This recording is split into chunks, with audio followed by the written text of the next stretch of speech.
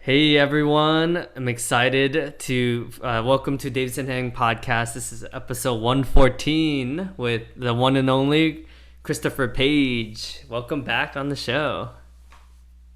We got the King's Wave going on. I love that. That's awesome. Thanks for having me back. Yeah, so we connected because we had an interesting conversation about race last time, and we partnered together on the Redefining Masculinity. So check it out. Look up Redefining Masculinity on Amazon, and Chris was sharing with me some of his experience. He was actually in an Uber. He was speaking with an Uber driver who happened to be Asian, and just made him think a little bit more about just having this conversation. So yeah, I think this should be an interesting conversation in general. Definitely. I'm looking forward to it. Yeah, so I'm curious, what exactly about that conversation did you think made you kind of like, oh yeah, we should kind of have this conversation and kind of let the world into our world a little more. Yeah. Well, so I jumped into this Uber one day and I feel like it can be an awkward space to be in an Uber if you're driving for a long time and not say anything. True. And I don't like to be the person that's just on the phone ignoring the driver because I'm like, this is an actual person Hmm. that's here, that's nice and safe. And, why not have a little conversation? So Yeah. somehow we ended up talking about the incidences of anti-Asian hate and violence that's been happening. Yeah. And I don't know if I told you this before, but and I hope it doesn't seem disconnected, but I started studying Chinese when I was 6, Wow. and I studied Chinese for 4 years. Wow. My first teacher, Mrs. Shi, had just flown in from China. Wow. The day of class, I remember them saying they were picking her up from the airport, like she came with her bags. Literally, that's crazy. Yeah, and she just started speaking to us in Chinese, and I was like, does anyone? They know that we don't know it. Like we're gonna start. We were in a gifted program, so I was like, okay, we're gifted, but it doesn't. Uh, I don't have telekinesis or anything else. I can't just matrix this. Like, you know, like, and I learned so much from her, and it was funny because my one of my initial thoughts was that she looked like some people in my family. hmm. And when you're multiracial, especially when you're younger, you still really don't have an idea of race and identity. So it was just one of those things. Like I thought she looks like my Aunt Yolanda, actually. Wow. And so I think absorbing the culture because we the first thing I learned to cook was a wonton Oh, that's in cool. school. I was like, hey, I don't know if I should be. I don't know if you should trust me near heat. I don't know about this because I was like 6 when I started, but so the point is I've always felt like all through my life I've had some type of connection, more so with like the Chinese community. Um, Hmm. my sister speaks Japanese because in my town there was in New Brunswick, New Jersey, they renovated the library, Oh and yeah. behind the library they found a cemetery plot, and Huh. it was all in Japanese. Wow. So my town, New Brunswick, New Jersey, established. They found out where these folks were from, and they were from Fukui, Japan. So for years, my town and Fukui, Japan, have had a sister cities program Huh. where there's exchange students, and I was supposed to go. I didn't get a chance to go, but when they had students come in, I was usually one of the welcoming committees. So, Huh. we take them, show them around, we eat with them. Um, and my sister, and for that reason, the same program that I came through, when my sister went through the gifted program, they changed over to Japanese to kind of help with the sister city program. Kind of That's would help cool. if some of us could speak it. Wow. So so here's in my household, my sister and I are 9 years apart. So I studied Chinese, my sister studied Japanese. Hmm. Um, so I always kind of felt like exposure and understanding. So Yeah. anyway, not that that relates to the actually speaking to the guy. There's just I think just normal. You should speak to the Uber driver and be That's true. nice to them.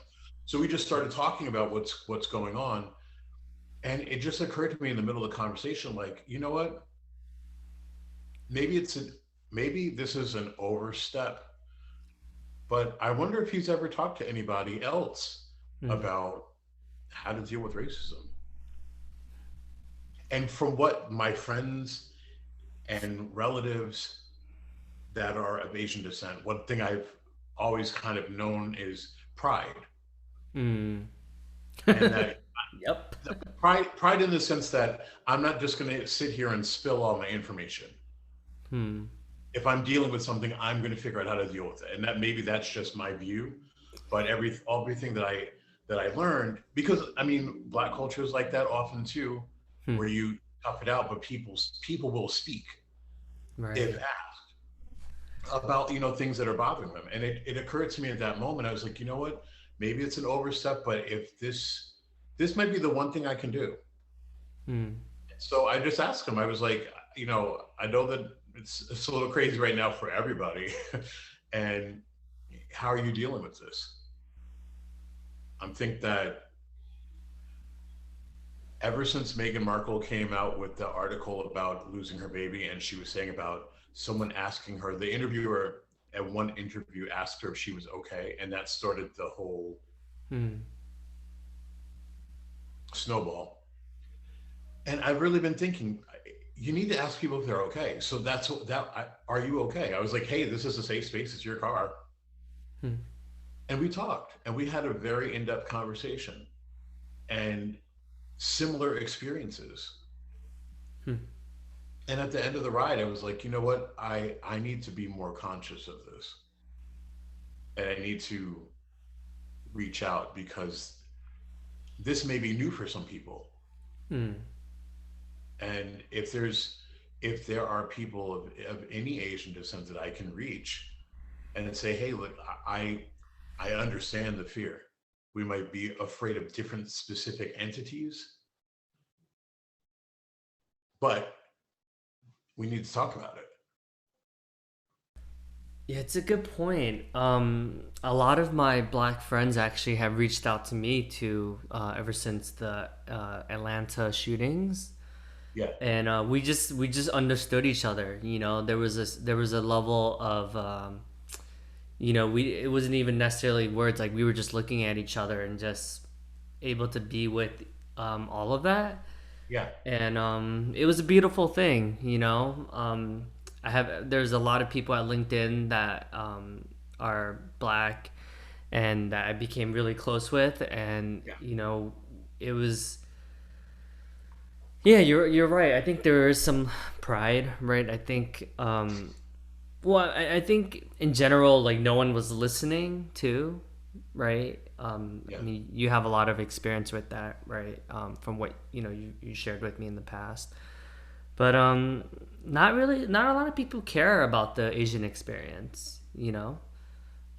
Sometimes it's a, well, you don't know how hard we have it. So sometimes there is that. I mean, that's rare, but sometimes you feel like, okay, well, shit. Like, even though we're having it hard, like, it's definitely not as bad as, like, I don't want to, like, say, but yeah. I mean, No, okay, yeah, yeah, so I definitely think that there's, like, that component of it.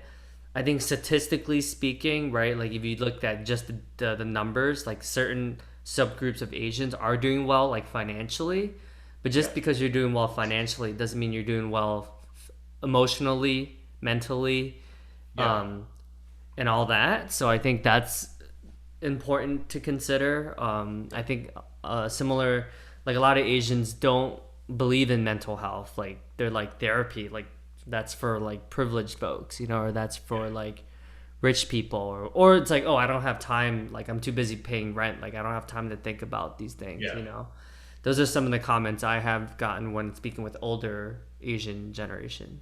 yeah. Well, I think too that like the older generations that we have right now, they're coming from a place of if someone's not running after me with a flamethrower, Literally, yeah. Like they're thinking my parents got through XYZ, Yeah, yeah. you They've been know, through some shit. and I can do this. I got this. Right. But it's so common among non-white communities in America, and even some subcultures of white communities, Yeah, that yeah. mental health seems like a luxury. Mm. Because you know what? We see it on TV. We see the stressed out billionaire on what is that show? Not Billions. Is it Billions? Oh, billion. Yeah, it is billions. Yeah. That goes to, and it's the shrink, right? Yeah, yeah. Then we see on procedural shows like Law and Order and CSI, whenever something happens, oh, you've got to go see the psychologist before you get put back on full duty. I don't need that. I'm good. And then they go into the session. So it's like this whole Mm. begrudging moment of I don't need to talk to anybody. And racial issues are traumatic. Yeah. Like the minute the minute that it happens to you, or when you realize it can happen to you or someone you love, is mind blowing.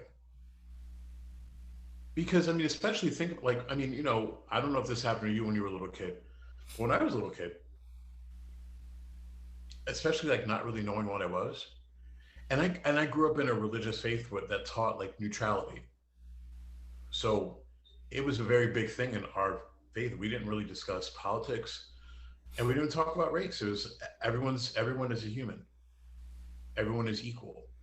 So I didn't even know what people were talking about when they were talking about race. And also being multiracial, I didn't really have a concept of being a specific thing.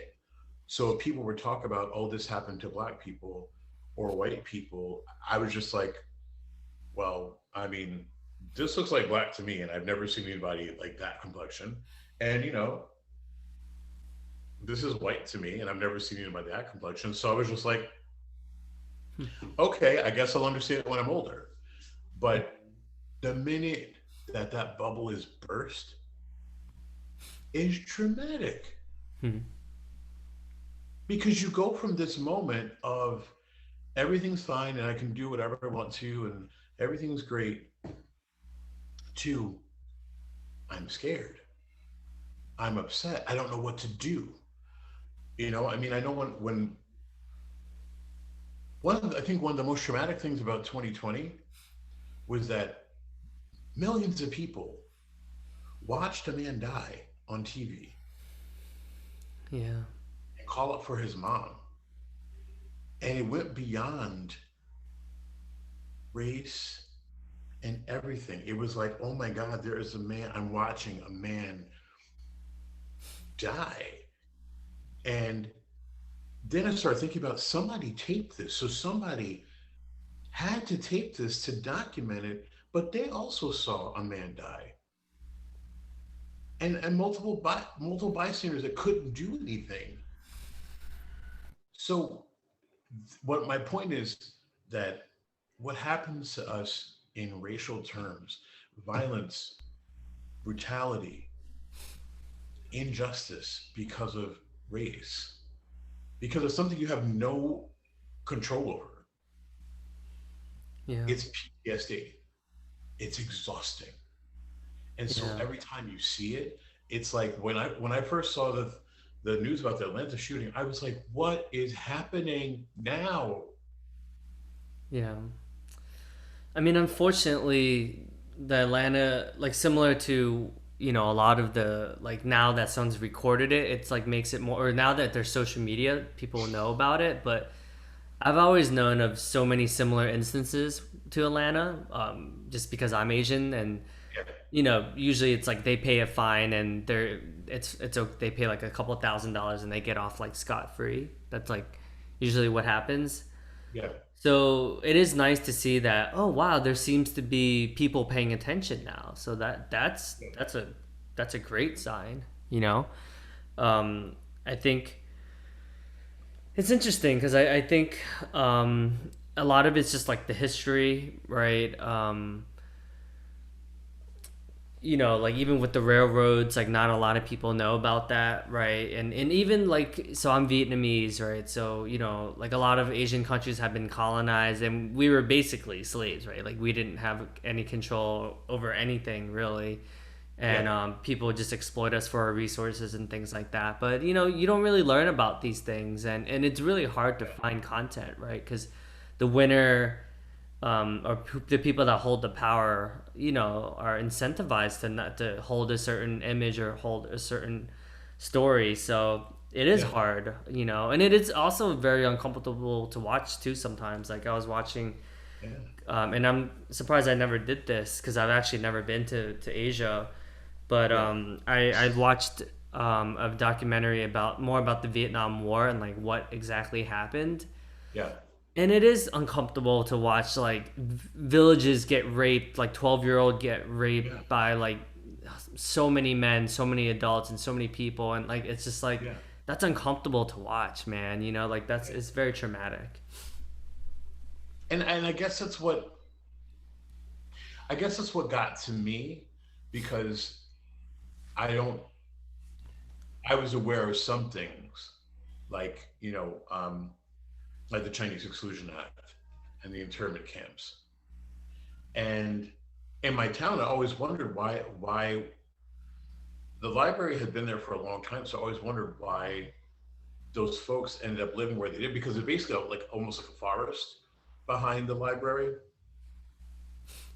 And then it occurred to me one day, I was like, maybe they were trying to keep on the low.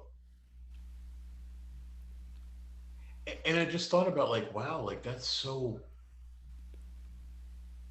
so crazy that communities of color often don't know that much about each other. Hmm. Yeah. And we also, which I think is part of the problem, Hmm. um, I feel like some people that I've spoken to, especially like I lived in California, I lived in Los Angeles for 5 years, and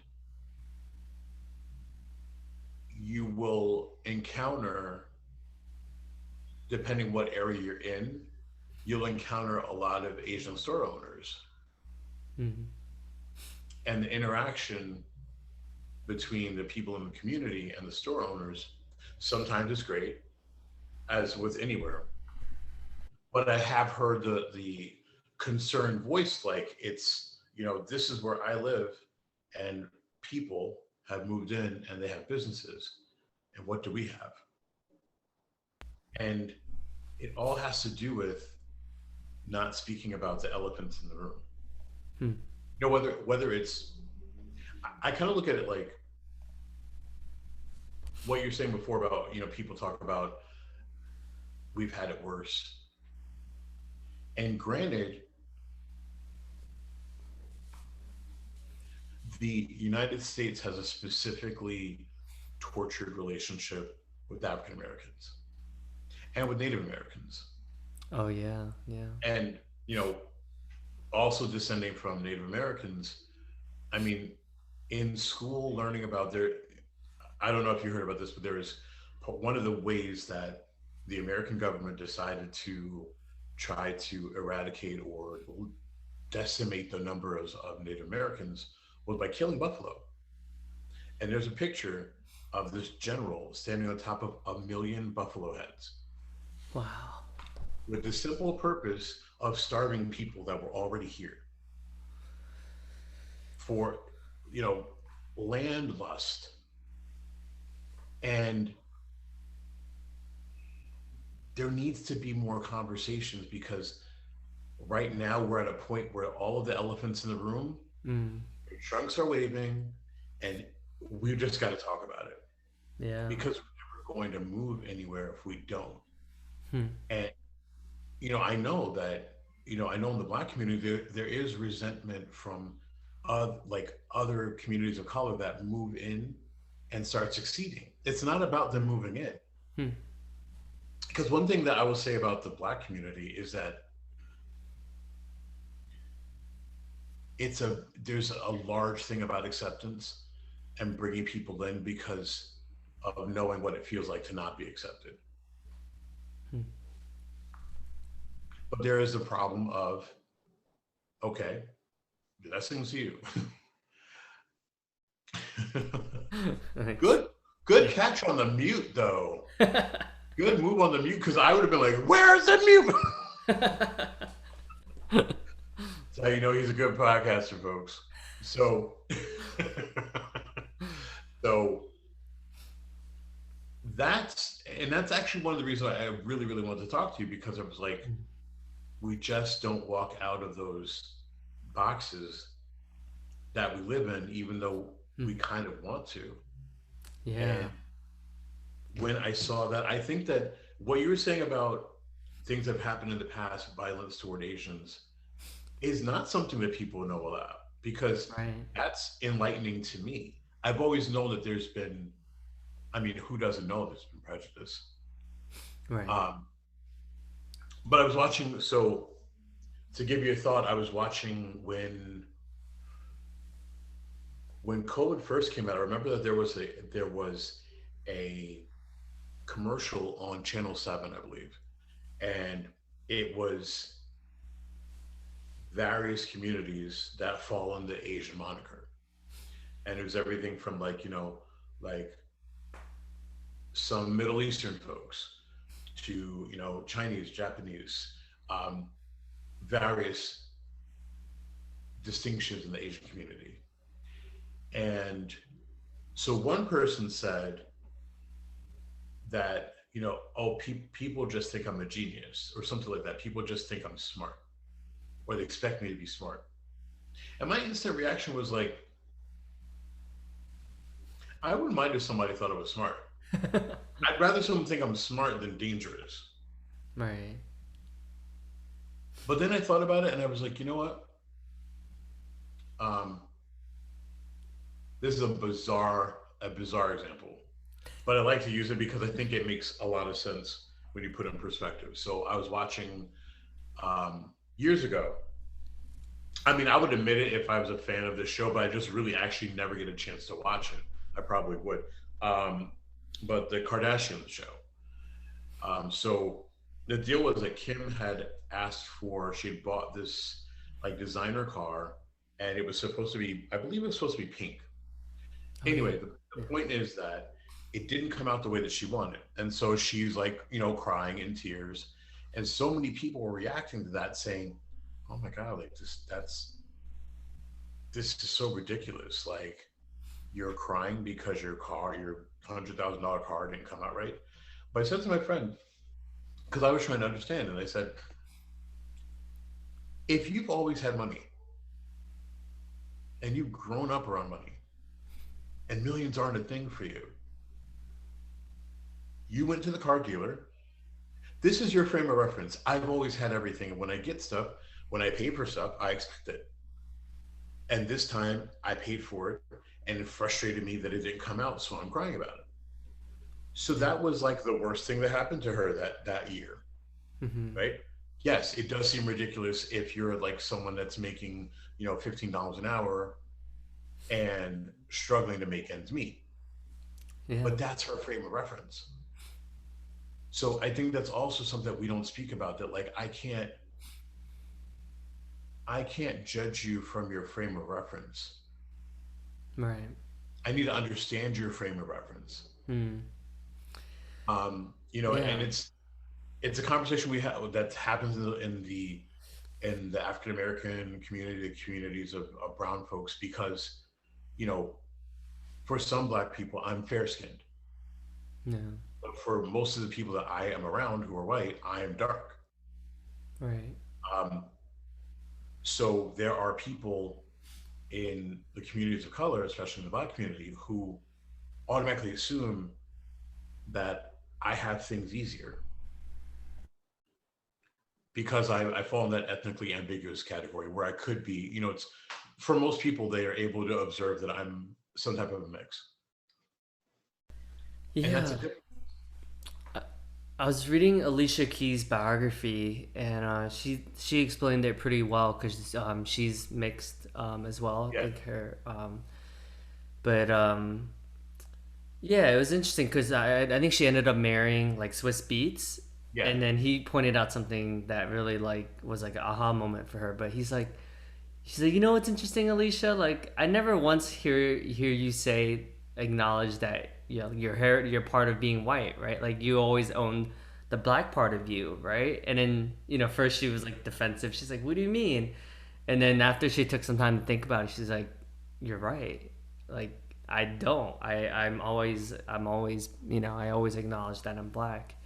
Yeah. Um, but yeah, to go back to your yeah, I mean, I think comparing is like always like not good, right? I think it's interesting because like if it wasn't for BLM, I don't think I would be as interested about learning about histories. So I took the initiative to learn about like I read Muhammad Ali's, Arthur Ashe's biography, Mike Tyson's biography, so Malcolm X, MLK. Like I started really diving deeper because I was just curious about like, well, I live in this supposedly this great country called America. Like let me learn more about yeah, and then at LinkedIn there was a Hispanics of LinkedIn, so I used to attend a lot of Hispanics of LinkedIn events. So now this year I like want to learn a little bit more about that, right? But it's interesting because even within my own heritage, like Asians, like there's just not a lot of literature about it, right? Like if I wanted to learn about Black history, there's literally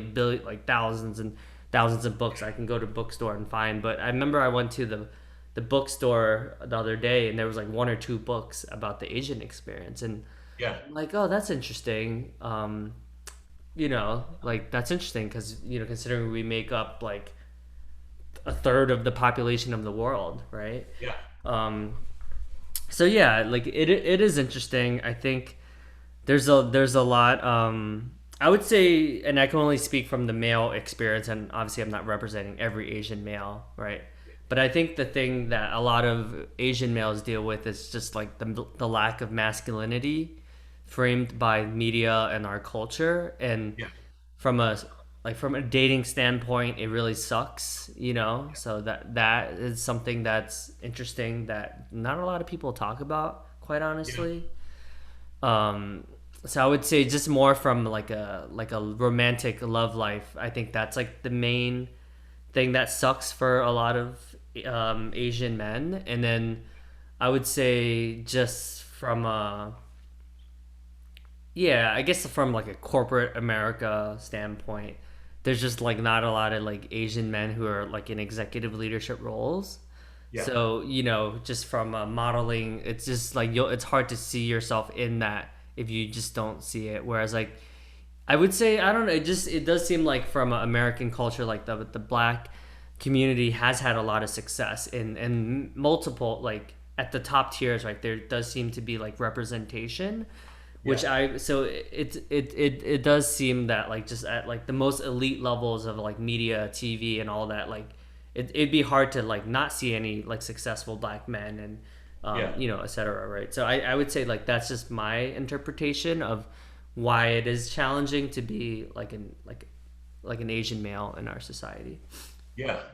And it's interesting that you mentioned that because the like what you're saying about Alicia Keys, like an issue with like being multiracial is that often people in various communities force you to make some kind of a decision as to who you're going to represent, as if you're like a delegate for all of the cultures that you're from. And it's like, okay, hard, fast decision. Who are you supporting? Like, oh, do I get a T-shirt? Like, how does this work? Like, Yeah. but um, I mean, I understand that perspective. Just even thinking about that. I mean, let's think about like the Black experience is very much uh, uh, a creation of the United States, Yeah. right? Because anyone that claims Blackness, you really don't have. I mean, aside from if you've used Ancestry.com, Hmm. you really don't have a country to come from. Hmm. Like Yeah. you are a product of the United States. Like it's not like you Hmm. can say. I mean, for me, like with my ancestry, like I'm able to look back and I know where the German came from. I know where the Italian came from. I know where the, Mm. but even the Native American parts, like those, that history is hard to access. Mm. And the problem is if we continue to be baseless and separated, we're still going to be governed by the few people we have in front of us. Like it shouldn't be, arguably, it shouldn't be that there were Asian people killed, or that was, or Dante Wright was a black child. It should be people. There are humans that lost their life because another human had Yeah. disregard. Yeah. But that's work that the communities of color, I feel, have to step up and accept that Mm. we are. I mean, Davidson, America in 2060 is going to look more like you and me Mm. than True. than the people that were contained in the Mayflower. It's already Yeah. doing that. Yeah, it's so true. It's a beautiful thing that, every day I look on social media and I see my friends having biracial, multiracial babies, right? It warms my heart because, like, I mean, that's one way to connect us, right? um, Yeah. and at the same time, we have so much work to go, right? I do think it is more common, like you said, that our own race will be more curious and more supportive of our own race, but it is rare to see like true allyship, you Yeah. know, unless it's like just someone that you're close to. But at a macro level, like we have a long way to go. Yeah. But in a way, like I'm not saying like what happened in Atlanta is a good thing, but at least it brings us closer together. That's like okay, like 4,000 people have had hate crimes in the last year because of COVID, or Asians have had hate crimes because.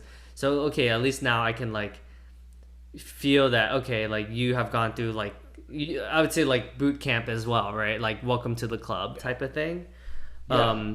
Because I've always seen it, right? Like being Asian, I was always bullied, I was always picked on, but how do I communicate that, right? It's hard to, and it, like you said, it's traumatizing to bring that up again. It's like, Yeah. okay, did the hundreds of hours of therapy, like that was good enough? Like I don't want to have to like explain it to all of my white friends again, like Yeah. that's it's annoying to have to do that. But it's also like um in the piece of song that I'm writing, I explained to an associate of mine, I would say a friend, or we're somewhere between a friend and associate. I'm getting to know this person better. That if your friend had been kidnapped, even for a day, if your friend had been kidnapped, I doubt that people would ask them about the kidnapping experience every single time. Mm, yeah, At yeah, dinner, at a party, like, hey, how's your cocktail? Hey, how was being kidnapped? right. But for some reason, we don't understand. It's not supported that racial trauma needs support. Racial trauma is mentally taxing. And if we don't deal with it and we don't deal with it together, it's going to continue, and it's going to continue throughout all of our communities. Hmm. I think for me, like what also made me want to talk about this was that like I was looking at some of the folks that were arrested, like at least in our area, for Asian hate crimes, and I saw people of color, Hmm. and I just thought about this whole dichotomous. Okay, so you had a disproportionate amount of Black and Latino people that contracted COVID and then died from COVID, Yeah. and misinformation. So you combine that and I'm not excusing anything. I'm just thinking of like what would even make you do that, because I just know from like kind of something innate in the Black community. It's like the hurt, so you don't. want to perpetuate it onto another race because you know it. It's a Right. constant, it's a constant fear. Yeah. So it was like when I saw that there were, folks in the communities of color, brown people doing this as well, Yeah. just made like it hurt because I was like, oh, like this Yeah. is why we need to talk because you have,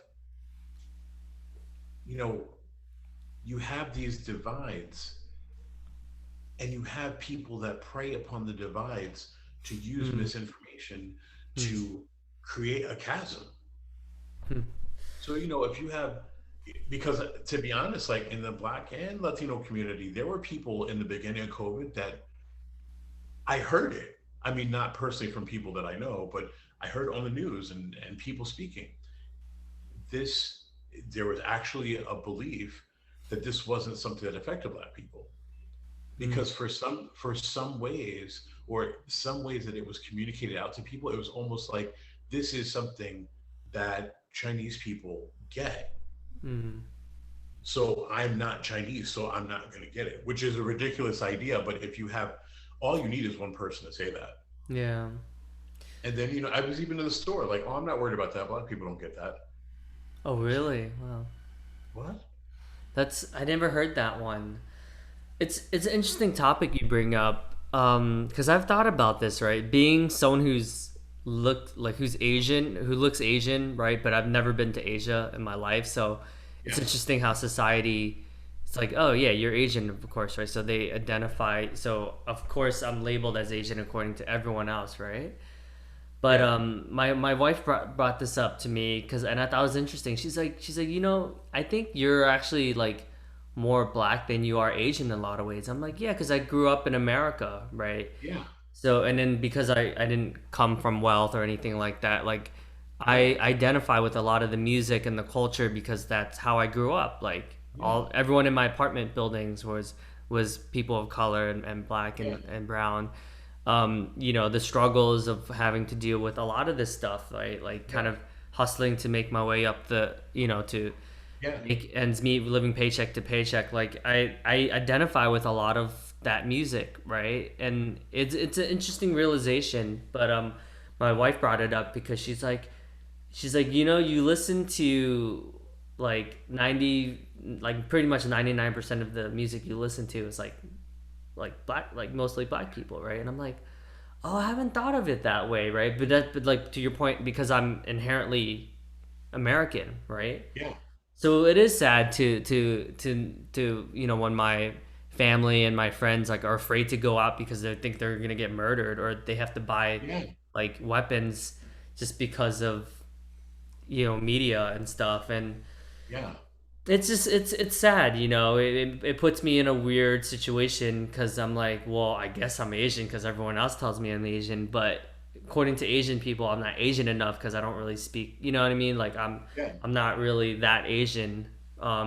So you're kind of stuck. I mean, it sounds like you can relate. You're kind of stuck between a rock and a hard place where you're like, well, shit, like white people Yeah. don't ever think I'm American and Asians don't think I'm Asian because I quite frankly have never been there, so I don't even know what that's like. Yeah. So it is a tricky place to be in. You're like, you just don't feel like you belong anywhere. Yeah. And what makes that even that what I think makes that even trickier is whether you believe you have to make a decision or not, like whether you believe you have to check that box. And but there's so many constructs here in our life that force us to. I remember I in college I was working at the Gap, and so I had to finish my paperwork. And so there's always something extra you have to fill out when you work at a part-time job. Working at a part-time job, I feel like starting a part-time job is, yep. uh, So when you start working at a part-time job, there's always 500 pieces of paperwork that you have to do, and you have to bring in your blood samples and your platelets and everything possible. It's like I think working full time, I've never had to do as much stuff as I needed to do for like a part-time job, sell jeans. So I had to sit down at this computer and I had to finish this work. And it had a space, it had asks the question about your background. And you couldn't Hmm. pass the page without making a choice. And so I looked at the woman and I was like, I'm multiracial. So what Hmm. it would not give me an option to select Hmm. multiple backgrounds. So she Yeah. said, and this was, a kind of very corporate Caucasian lady. And I just say that because of the perception. And she was like, well, what's your father? And I'm like, are we going to do this? Because that's often with being multiracial people, depending on what part of your culture you're talking to, it Hmm. they figure what you are by what your father is or what your mother is. Hmm. Um, which I'm like, I am a whole person, not a recipe. Hmm. But it really made me think about this whole thing about for I think it's become a very American thing, and that's I don't know how it can change. That we need to figure out immediately what box a person fits in before we proceed. Hmm. And I think about I was in the bus in California, and this lady just turned to me and she was like, "What is you?" And I think the phrasing of it and also the abruptness, because I've never seen her in my life. Yeah. I never Yeah. saw her on a bus. Crazy. And I was like, I'm sorry, I'm what? I'm a human sitting next to you. Yeah. Then she was like, but is you black or white? I'm like, well, clearly I'm in my head. I'm like, clearly I'm not white. What was she? I'm curious. What is it? What ethnicity was she? I think that she was black, Oh, okay. but it was Oh. just such a funny thing because I was like, it was apropos to nothing. We didn't have a conversation going. We were Hmm. just sitting on the bus together, Yeah. and what I realized, it's something I've come to this realization of, whether it's being multiracial, whether it's being, and this is another topic for another day, but whether it's being like underweight or overweight, Hmm. there's certain spaces of identity that people feel if you're if you somehow present them a question that you are bad, your remorse should be shown by being ready to explain who you are at a moment's notice because, well, you're mixed, you should know what you are.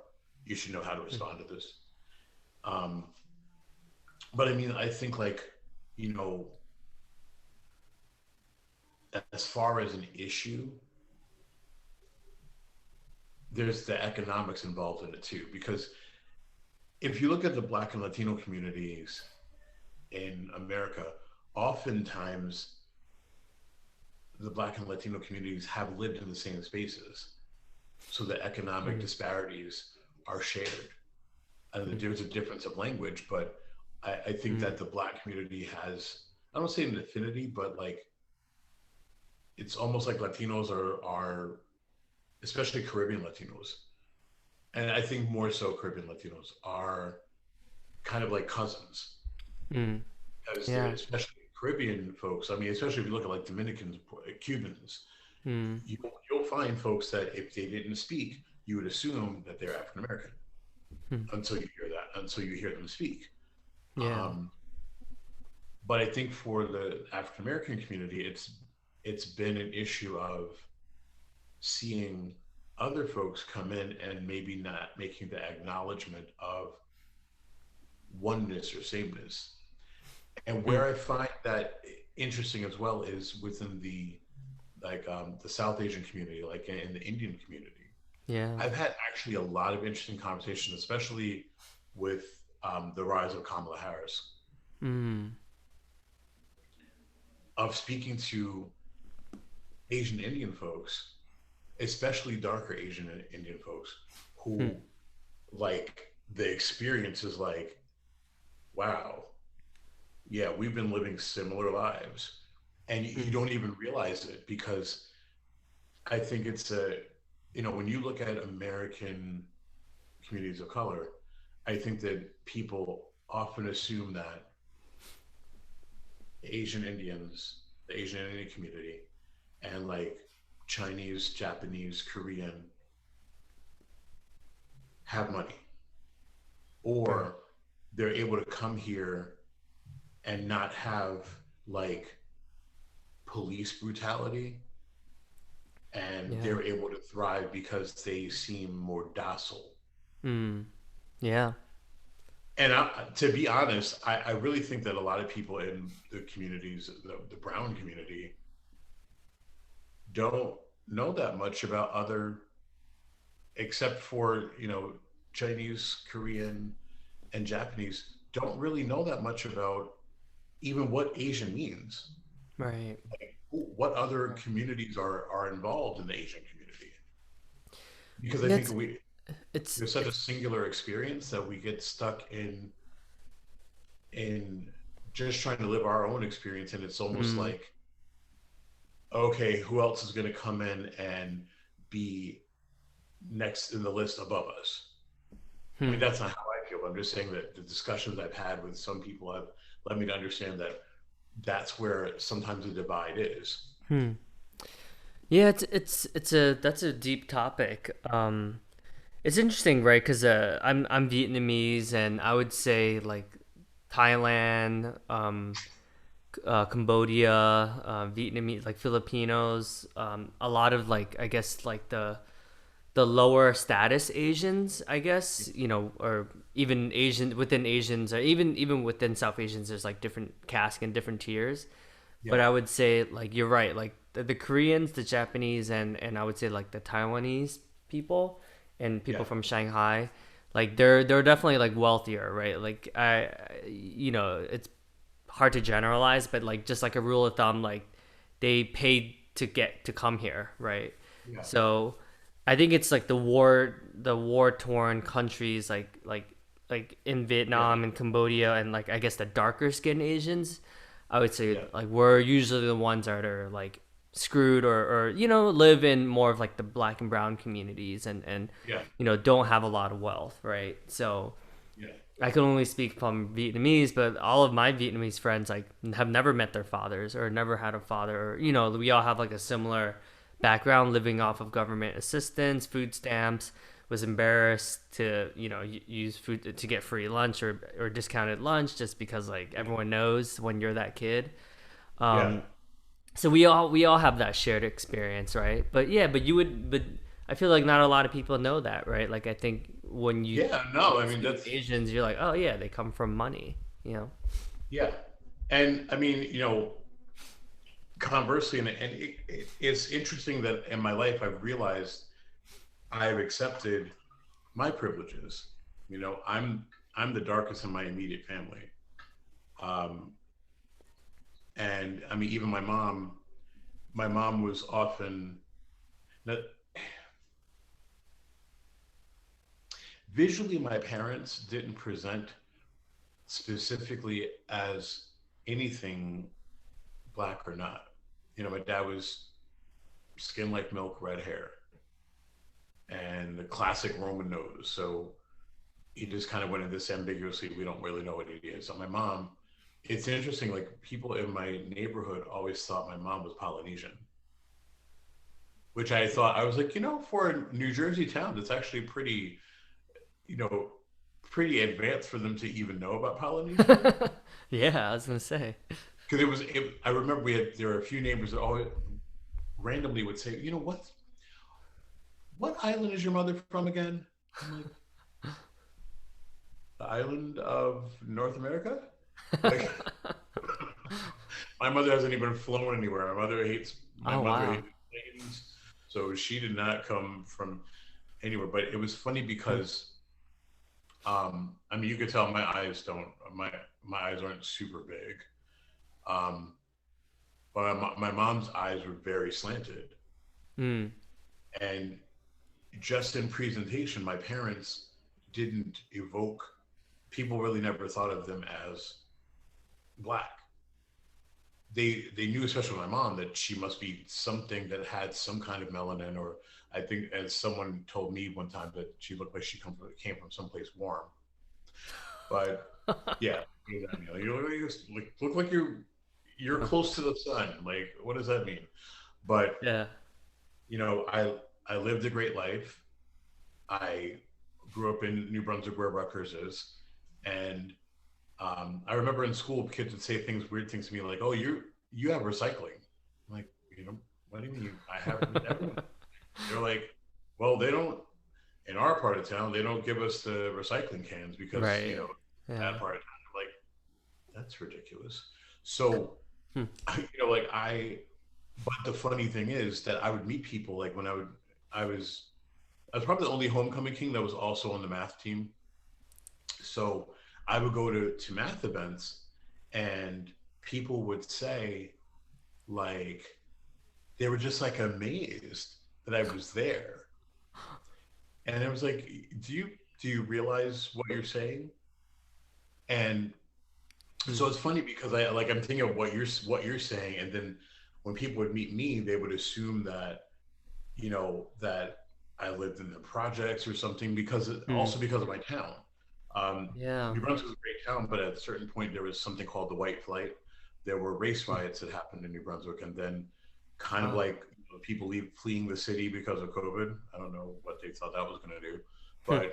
but um, there were these like after the race riots happened in the 60s, there was a big exodus of white people. So Oh, I didn't know that. it created, not because of the race, but because of who left. It obviously created a change in the taxes paid and such. So there Hmm. was a while where the school system wasn't considered that great. Um, Oh.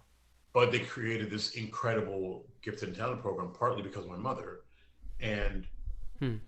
so what ended up happening was that I had these great, amazing experiences, like, and people never connected it to my town or to me, Hmm. because you know I'd say I got my painting sold at the Schomburg. It was auctioned off. Wow. What school? What school are you in? New Brunswick? What? Well, you must be in private school. You live in New Brunswick, right? When I went to Rutgers, which is in New Brunswick, Yeah. I had professors tell me, you went to, especially like I studied English, so like you went to private school, right? I was like, no, I was in a gifted program in New Brunswick. What? So it was always kind of like, I guess people, I don't know if it's better to have people, it's probably a similar stress. Right. It's You know, yeah, I think it's more like, well, it's hard to be anything different. Well, people just have assumptions, like usually like when people learn about like they just assume like certain things. Like there's a lot of assumptions, I would say, right? So whether it's like wow, you've experimented with drugs, I would never think that, or like wow, like, or people just copying my homework off, but it's like I was horrible at school. Like I was like the opposite. I like almost failed out of Rutgers. And it's funny, so we actually live in North Brunswick now, actually. So wow. yeah, yeah. Both my parents have passed away, but their houses, and my sister lives in the house. She has a house now, and it's in New Brunswick. Or I went to Rutgers. It was so funny. I would just like walk to school. I Wow. walked to high school, and I would walk to college. And Wow. I didn't even grasp that Rutgers was like known, because if you live in New Brunswick as a child, you can go study at Rutgers libraries. So I've been in the Oh. library and on all over campus all my life. So it was like Wait, normal. what street did you live on? Because I know New Brunswick pretty well. Fulton. I was between Remsen and Livingston on Fulton Street. Oh yeah. I lived on Brookside. Okay, yeah. Yeah, yeah. Yeah, that was, yeah, down more toward, yeah. Yeah. We had in college, we had a great house in Oh um, yeah. I Huntington Street, and That was the my Asian fraternity was on Huntington. Yeah. and the great thing was that we had this house that we didn't really have neighbors on our left side, and then the owner of the house was like the mayor of Warren. So Whoa. nothing like we never got in trouble for anything. And then two of us worked for campus police, so we had the, Oh, best time. I really would miss that place, yeah, but I love Rutgers. Yeah, yeah, it's definitely, you know, good time. are you, rah, rah, Good rah. times. Yeah. But you know, like I think that where we're at is all of these conversations. Hmm. It, I think it's incumbent upon all of us to say, you know what, I need to look at my circle, Mm-hmm. and I need to say, you know what do I know about my friends? What do they know about me? You know, because until you just said that about you, I didn't have any specific assumptions about like how you grew up. Mm-hmm. But I am not trying to put on the airs, but I feel like I had everything I wanted and more. And my dad was the director of transportation for Revlon. My mother was like a field director for the Census Bureau. Hmm. I never wanted, and I always had, you know, always had, and I didn't take it for granted because I just knew, like, I just am that type of person. I just don't need a lot of fanfare. But Hmm. my dad's family is definitely like well off. We were like the poorest in the family, so it was like, oh, you don't have a pool. Yeah. You know, that was the thing. You don't have a pool, and you don't have a W. But in speaking about that, I think that it has to be something that all of us do. There has to be some kind of substantive effort. Hmm. Like, I mean, I've never seen, until maybe recently, I've never really seen like outward, tangible, substantive cooperation Hmm. from like the Black and Asian communities. Yeah, you're And right. it's those connections because, you know, like, um, I think if I didn't grow up the way that I did with exposure to Chinese and Japanese culture, that I probably would feel a little bit different, you know? Hmm. But I mean, like Yeah. when I first heard about this thing, it just automatically, my antennae went up. I was on the train the other day and I saw women, three Chinese women. And some guy came on and he looked crazy, like crazy nuts. Hmm. And my first thought was like, I need to sit here. Like, I don't know what I can do, but I need to sit Hmm. here so that if I can deter anything, you know? Yeah. Yeah. And it's like having those conversations like, this is not, you can't be alone in this because Hmm. I want you to see if a policeman stops me and has me apprehended, I want you to notice. I Hmm. want you to care, Hmm. you know? Or if anything happens to any of us, it doesn't have to be like anything's even like racially related. Like if you see something happening to somebody, we have to Hmm. be at a point, especially communities of color, because when something happens to one of us, it happens to all of us. And we've been It's. so divided that we don't recognize that because you know what? Hmm. Yeah, there are people that like specifically don't like a certain specific race, Right. but people that do things against a race, eventually that expands. Hmm. You know, I know a guy who was a he was a police officer and he had an incident where a woman, like, he basically says she specific like deliberately fell on him, and she's a really heavy woman, and like he ended up having neck injuries, like surgeries and all this stuff. Jeez. And I've seen his change, Hmm. which is kind of weird because I'm like, you do realize that I have to be at least part black, right? Yeah. Or something that's not white. Like, well, I don't even know why I know this from you, but Hmm. that I've seen that develop into when you plant that seed once of someone of a specific background did something bad to me, so I'm going to not like that background. Hmm. It festers. Yeah. It festers. And that's why I think, you know, being men of the pen, maybe Hmm. that's where we can come in. Maybe Hmm. that's where we can expose these experiences and show substantive cooperation, Hmm. not for not to look good, not for, you know, impress or just to be nice, but actually we're all human and we have similar experiences whether we realize it or not. Yeah. And if I fight for something and I fight for a right, it trickles down to all of us. I was Yeah. having a conversation with an old friend of mine, and she was saying that I think having any blackness in you, there's something that goes off when anyone is bothered in a racial way. And she was Hmm. talking about how she had a class where the professor said something to an Asian student. It was a photography class, and the professor said something to an Asian student, basically intimating, well, don't you guys take pictures a lot anyway? Digging Huh. into like the whole like New York, like 42nd Street tourist, like, Yeah, yeah. and she was Wow. like, she picked it up before the Asian student that it was said to, and Yeah. this Yeah. professor said it to the entire class. And Wow. she actually went up to the person afterwards, and she was like, if like I heard that, and if you need me to be here with you, like Mm. I'm here with you. That was wrong. And she said something to the professor, like, what do you are you actually saying this? Yeah. And it's, you know Hmm. what, it's going to be tiring, it's going to be a little exhausting, but I think that for the next generation, even just for us, you know what I mean, like I want to be able to go outside and know that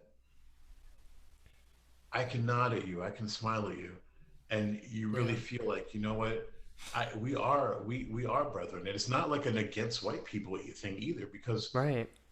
you have this whole faction of white people that are good, that want to like be part of things, and they don't know how to, because Hmm. they know that if they say something that is taken the wrong way, Hmm. a lot of people are going to react. Hmm.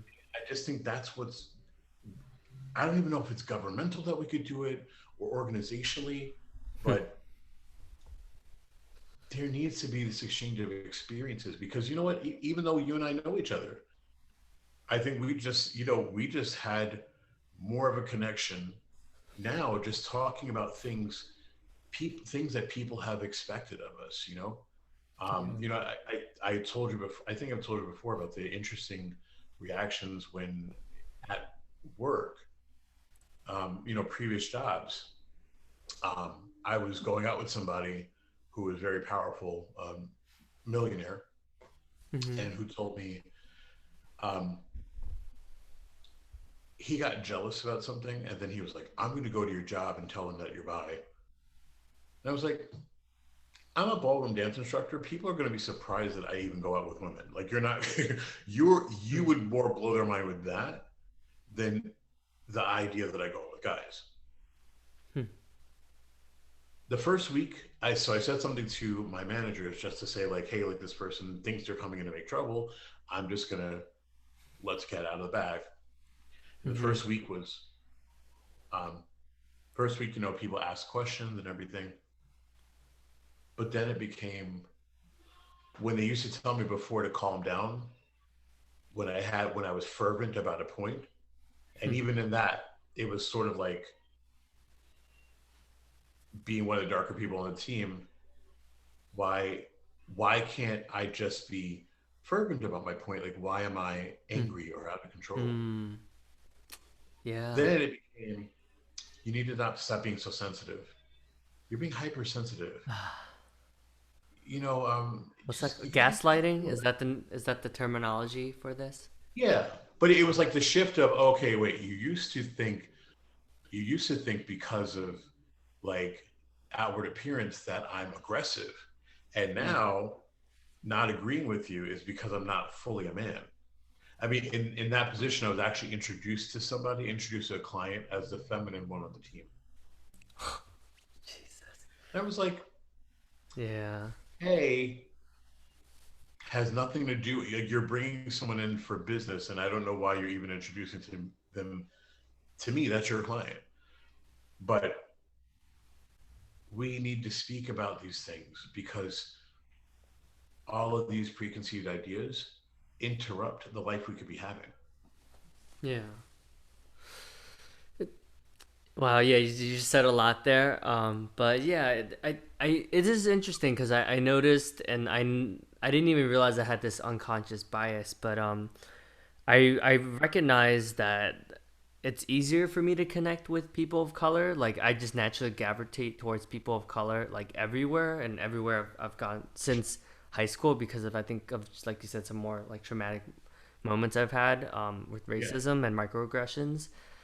And then I realized I set myself up in a world where I pretty much only hung out with people of color. And Yeah. I was like, huh, I'm shooting myself in the foot with like the majority of still the US is still white, right? So I'm like I'm even if let's say 50% is the ratio in New York City, Yeah. but that's half of millions of people that I'm not in almost like I'm not intentionally opening myself up to, right? Yeah. So I had that realization and I was like, wow, like I don't want that. Like that's fair. Like I'm making a lot of assumptions here even about like Yeah. white privilege. Like granted, yes, like there is a lot of privilege in New York City, Manhattan in general, Yeah. but still like I'm not letting myself get to know someone beyond things just right off the bat, and that was Yeah. like really powerful realization for me. I think also that sometimes can be self-preservatory because I'll give you another thing to think about that I was actually thinking about this before, and when I was, writing the piece I was telling you about, that in most situations I've been in, both academically and secularly, I'm rarely. I heard myself saying one time that I'm usually the darkest person in the room, and I started thinking like, well, I'm not the darkest person in America,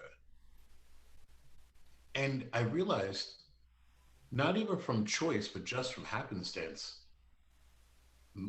basically everybody in my world is white.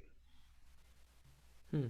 And I think that, and I started to think like, well, am I overly aware of my background because of that? And, like white or like white presenting. So I have, I have a lot of Latino friends, but again, I'm usually the darkest Hmm. and, the most like ethically questionable. Hmm. Um, and it's been like for me because growing up multiracial, I think that people in the communities of color were less apprehensive about asking me about what I was Hmm. and stating their thoughts on it.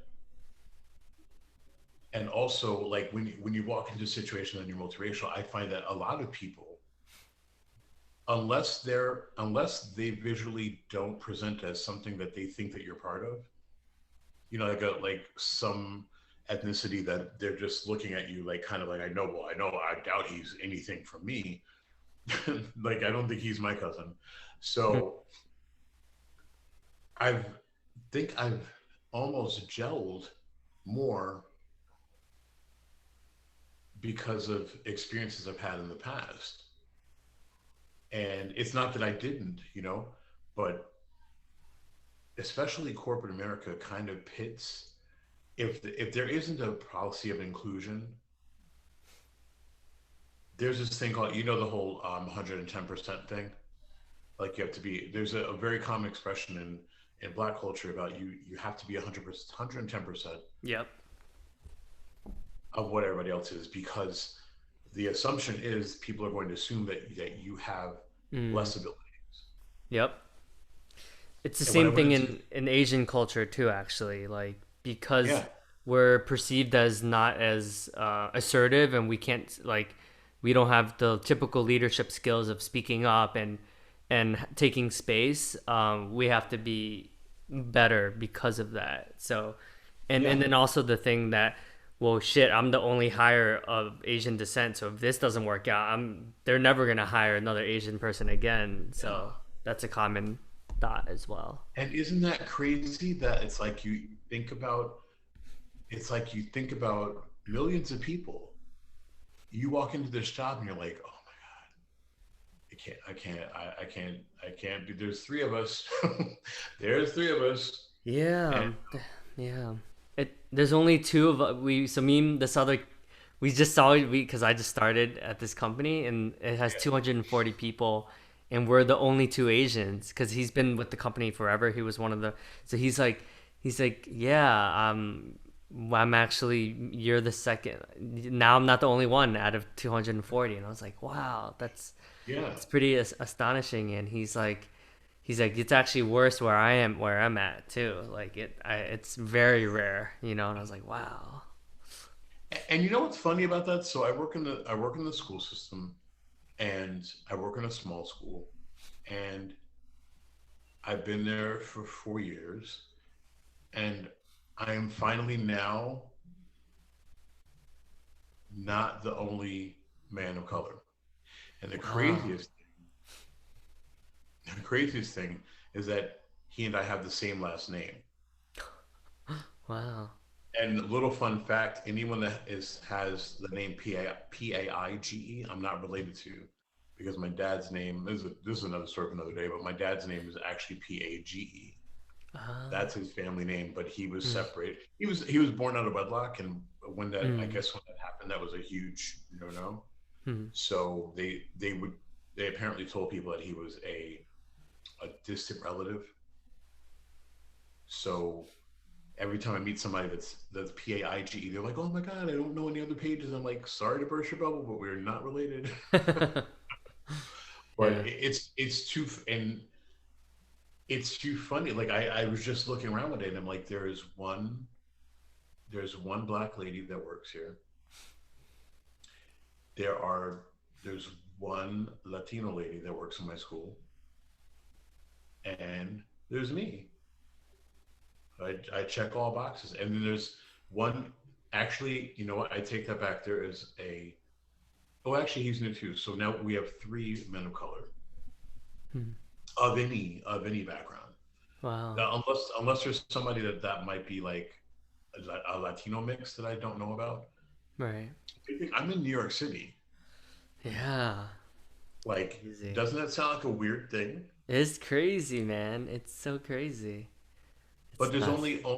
there's, I think it was 8%. Only 8% of the staff in New York City are like the teaching staff are men of color, Yeah. but 45% of the male students in New York City are of color.